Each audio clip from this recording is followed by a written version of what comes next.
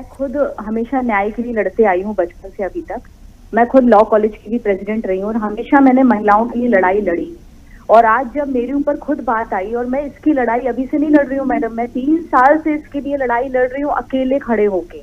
मैं उम्मीद रखती हूँ कि जिस कांग्रेस पार्टी से मैं जुड़ी हूँ, बचपन से मैंने कांग्रेस पार्टी की सेवा की है और मैं उसको अपना परिवार मानती हूँ, उसके नेता चुप करके बैठे हैं। इस तरीके का क्राइम करने वाला व्यक्ति जो कि लगातार अपराध कर रहा है, एक के बाद एक धमकी देता है, अपने मसल पावर का यूज करता है, और उसके बाद जो मध्य प्रदेश की सरकार है वो भी चुप कर बैठी रहती है। मेरा सबसे बड़ा सवाल ये है कि मध्य प्रदेश की सरकार को ऐसा क्या फायदा पहुंचा रहे हैं उमंग सिंघार जी की वो चुपचाप बैठ के मूक दर्शक बनी है? अभी तक कार्यवाही क्यों नहीं की गई? और ये 6 महीने हर बार कोई ना कोई चीजें करते हैं। एक महिला जिनकी मुझे जानकारी बाद में मिली कि वो वहां पर उनकी डेड बॉडी मिली है, जब पता लगा, और जब आप किसी के साथ रहते हैं तो आपको सत्य उजागर हो जाता है, वो मामले की भी जांच नहीं हुई और उसके बाद भी सरकार ने आगे इस पे कोई कार्रवाई नहीं की। और वो हाई कोर्ट जबलपुर जाते हैं और सारी एफआईआर खत्म करा के आराम से आ जाते हैं। ऐसा उनका क्या मसल पावर है कि एक के बाद एक वो जबलपुर हाई कोर्ट से सारी एफआईआर खत्म करा लेते हैं और सरकार मूक दर्शक बनी रहती है? मैं ये जानना चाहती हूँ कि लगातार हम लड़ाई लड़ रहे हैं। आज मैं एक प्रतिष्ठित परिवार से आती हूँ, मैं किस सब चीजों से जूझ रही हूँ ये मैं जानती हूँ, मेरा परिवार किस सब चीजों से जूझ रहा है ये मैं जानती हूँ, लेकिन उसके बाद भी सरकार दूरदर्शक बनी हुई है आज। लेकिन चलो ठीक है, मैं सरकार का ये धन्यवाद करती हूँ कि वो उसने आगे जाके कार्रवाई की, लेकिन इसमें बहुत देरी लगा दी। अभी तक कार्रवाई कर लेनी चाहिए थी। और मैं ये चाहती हूँ कि इसकी एक इंडिपेंडेंट या स्वतंत्र एजेंसी से जांच हो, जिसमें कि सोनिया भारद्वाज मर्डर केस की भी जांच हो, आत्महत्या है हत्या है इसकी जांच हो, मेरे वाले मैटर की भी पूरी जांच हो। मैंने मुझे बालकनी से लटका दिया गया, जान से मारने की कोशिश की गई, मेरे खाने में कई पदार्थ मिलाए गए। इनकी जो पर्सनल वर्कर है गणेश, जो इनके साथ काम करता है सालों से, गणेश के नाम पे इतनी इनलीगल प्रॉपर्टी ले रखी जिसके पेपर मैंने सबमिट किए हैं। उसकी जो पत्नी, धर्म पत्नी है गणेश की, गायत्री भूरिया, उसके द्वारा मुझे ब्लैकमेल किया जा रहा है, मेरे ऊपर झूठी एफआईआर करा दी जा रही है कि मैं सारी केस वापस ले लूं, मुझे प्रताड़ना की जा रही है। वो गायत्री जो कि इनकी पॉकेट विटनेस है, जो हर क्राइम सीन पे मौजूद रहती है, देखिए कितना बड़ा चाल चरित्र चल रहा है।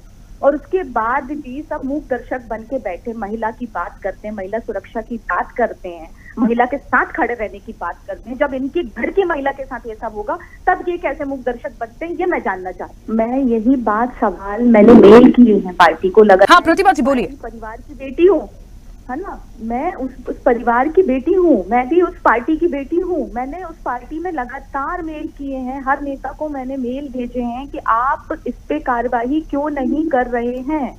ये मेरा सवाल है, आज भी ये मेरा बहुत बड़ा सवाल है, ना कि सिर्फ देश के नेताओं से बल्कि मध्य प्रदेश के भी कांग्रेस के जो वरिष्ठ नेता है, मेरा उनसे भी सवाल है कि आप ऐसे व्यक्ति के साथ घूम रहे हैं, फोटो खिंचा रहे हैं और उनके प्रवक्ता आके बातें करते हैं। उनको पता है कि किसी महिला के साथ घर में क्या हुआ है, ये क्या किया गया है, आप वहां मौजूद थे?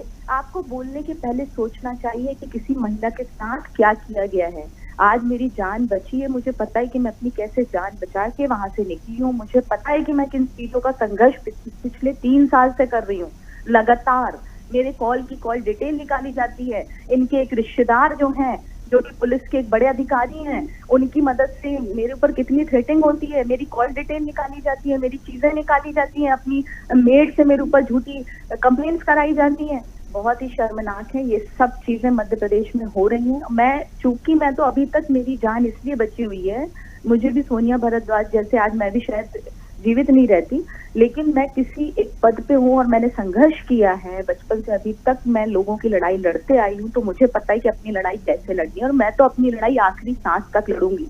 कोई मुझे भ्रमित नहीं कर सकता, और कोई मेरे साथ खड़ा हो या ना हो। मैं एक महिला हूँ और महिला होने के नाते मैं बाकी महिलाओं के सामने एग्जाम्पल सेट करूंगी और अपनी लड़ाई लड़ूंगी। वही तो बात है, जैसे ही पता चला, जब मैं वहां पहुंची, चीजों का पता चला, और जब मैंने इस पे ऑब्जेक्शन लेना शुरू किया तो मुझे ये बोला गया कि आप जिस पार्टी के पद पे हैं उससे इस्तीफा दे दीजिए और आपको चुप करके यहीं पे रहना है, किसी को कुछ नहीं बताना है और ना किसी के सामने कुछ कहना है, आपको बस चुप करके यहाँ पे रहना है।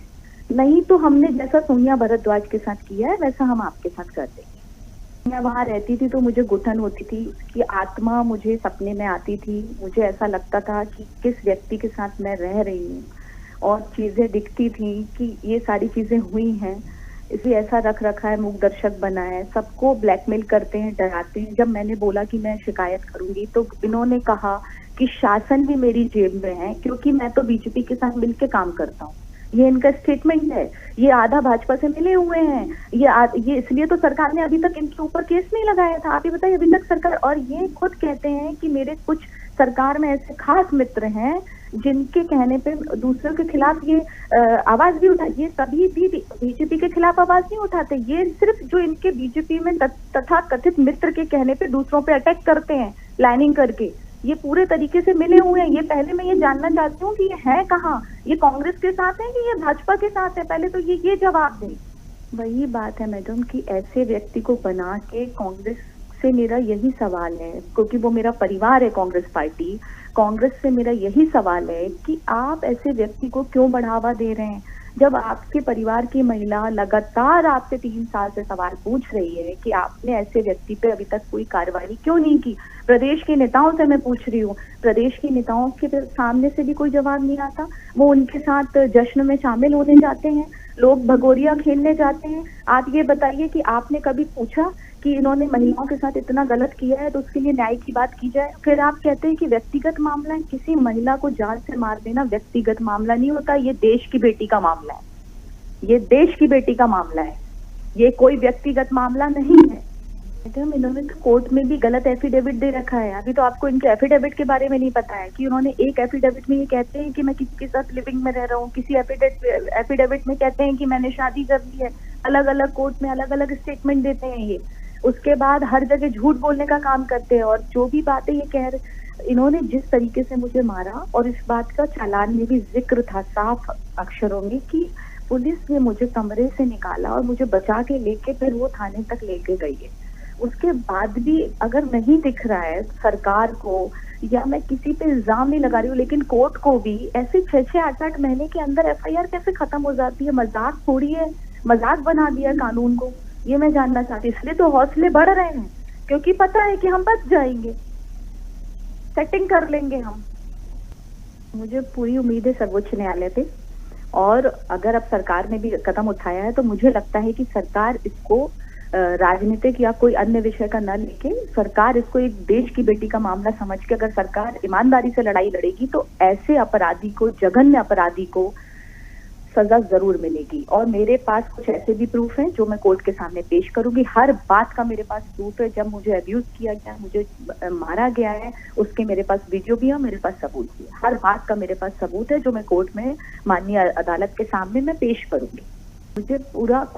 मुझे ऊपर भगवान पे, ईश्वर पे और खुद की लड़ाई पे पूरा विश्वास है। जब 3 साल से मुझे इतना, मैंने आपको बताया कि मेरी कॉल डिटेल निकाली जाती है मैडम, मैं आपको ये बता रही हूँ कि अगर नॉर्मल कॉल पे किसी से बात हो रही है तो उनको बुलाया जाता है अपने सरकारी बंगले में और उनसे पूछा जाता है कि आपकी बात होती है तो आपकी क्या बात होती है और आप मेरा एक काम कर देंगे। इस तरीके की भी मेरे पास चीजें निकल के आई हैं। लोगों ने मुझे बताया कि उनके पास कॉल आते हैं क्योंकि उनसे मेरी बात होती है।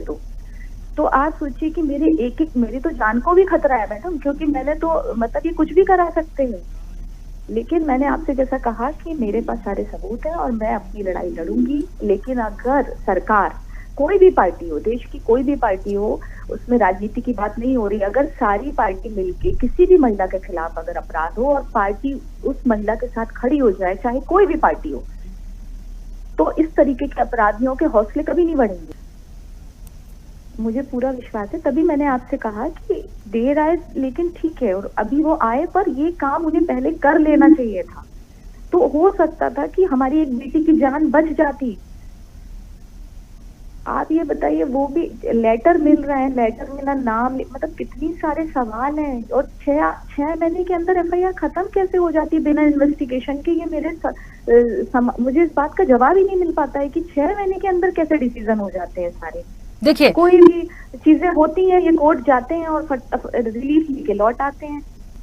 अभी जो भी कार्रवाई होगी, चूंकि अभी छुट्टियां लगी हुई है होली की, फिर उसके बाद जो भी कार्रवाई होगी तो मैं जरूर बताऊंगी, और बाकी आपको भी पता चली जाएगा। और जरूर मुझे विश्वास है सर्वोच्च न्यायालय पे कि ऐसे अपराधी को वो सजा देने का काम जरूर करेगी। मुझे पूरा विश्वास है, और अगर अब सरकार ने इसको उठाया, लेकिन बस मेरे यही उम्मीद थी कि सरकार अगर इसको पहले ही इसको उठा लेती तो बेहतर होता।